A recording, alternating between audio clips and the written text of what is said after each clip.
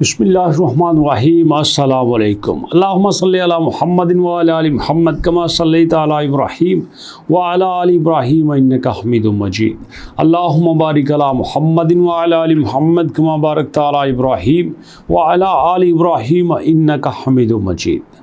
दोस्तों, ये जो आज की न्यूज़ है ये ओवरसीज़ के लिए है। हमारे वो दोस्त जो सऊदी अरब में जाके काम कर रहे हैं और स्पेशली उनमें से वो जो अपनी फैमिली साथ लेके जाना चाहते हैं।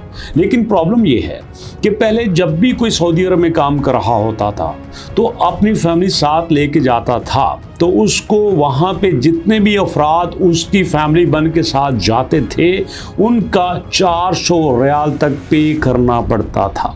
ये वो फीस थी जो वो अपने मुल्क में एंट्री की लेते हैं कि आप अपनी फैमिली को हमारे मुल्क में लेके आए हो, अब यहाँ पे एंट्री की आपने फ़ीस देनी है और पर हेड 400 रियाल लिया जाता था।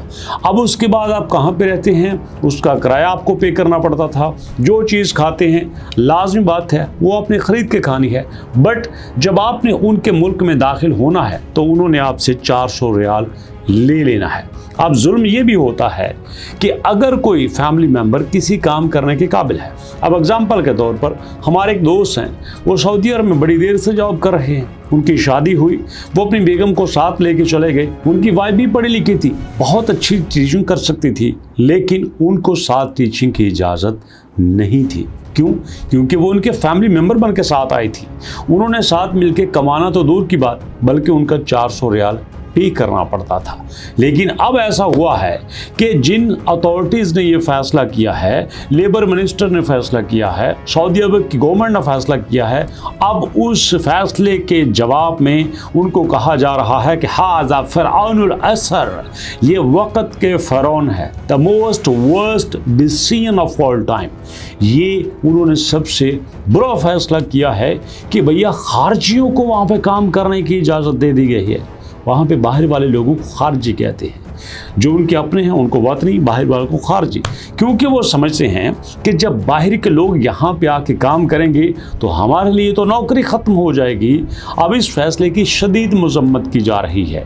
हालांकि सऊदी अरब की हुकूमत ने सिर्फ इतना कहा है कि जब भी कोई हमारे पास बंदा बाहर से आके यहाँ पे काम कर रहा है वो अपनी फैमिली को बुलाता है, उसकी वाइफ साथ आती है, उसके बच्चे साथ आते हैं, हो सकता है उसकी फैमिली में से उसकी वाइफ, उसके बच्चे कोई काम करने के काबिल हों, उनके पास बेसिक स्किल हो सकती है, उनके पास हाई स्किल हो सकती है, या उनके पास मीडियम लेवल की स्किल हो सकती है, तो उनको भी काम करने के मौके मिलने चाहिए।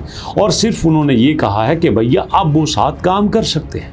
लेकिन इस फैसले के बाद शदीद तनकीद जा रही है। सऊदी अरब वाले ये कहते हैं कि भैया जब ये लोग यहाँ पे आके काम करेंगे हमें नौकरी कौन देगा। हालांकि मज़े की बात यह है कि जितने भी दो सऊदी अरब में काम कर रहे हैं, चाहे वो पाकिस्तान से हैं या इंडिया से हैं, तो ये आप ज़रूर बताइएगा कि वहाँ सऊदी अरब के काम करने वालों का रवैया कैसा होता है, उनके अंदर कितनी प्रोफेशनलिज्म होती है। सबको पता है कि वो खारजियों जितनी मेहनत नहीं करते।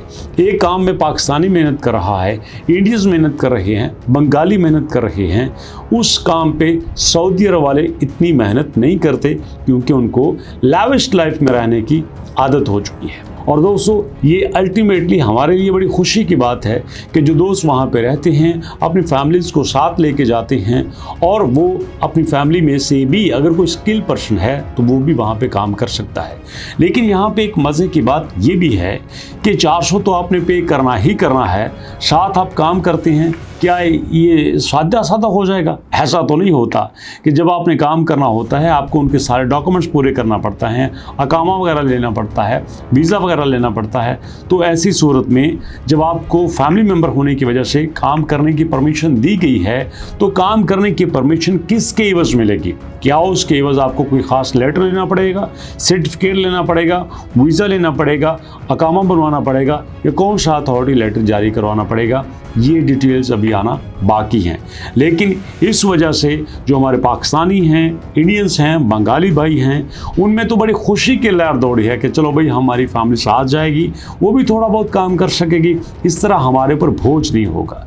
नहीं तो पहले क्या होता था, जो हमारे भाई 1500-2000 सैलरी लेते थे, जब वो फैमिली साथ लेके चलते थे एक तो 400 रियाल उनका दो, ऊपर से फैमिली का उल्टा खर्च, तो ऐसे में उनके लिए सर्वाइव करना मुश्किल होता था। मैंने बड़े सारे दोस्तों को देखा जिनकी सैलरी 3000 4000 रियाल है, जब वो अपनी फैमिली साथ लेके जाते थे कहते यार बड़ा मुश्किल है सर्वाइव करना, सारा खर्चा इतना ही हो जाता है। तो ये बड़ी खुशी की बात है कि सऊदी अरब में अपने विजन 2030 को लेके काफ़ी सारे चेंजेस कर रहे हैं।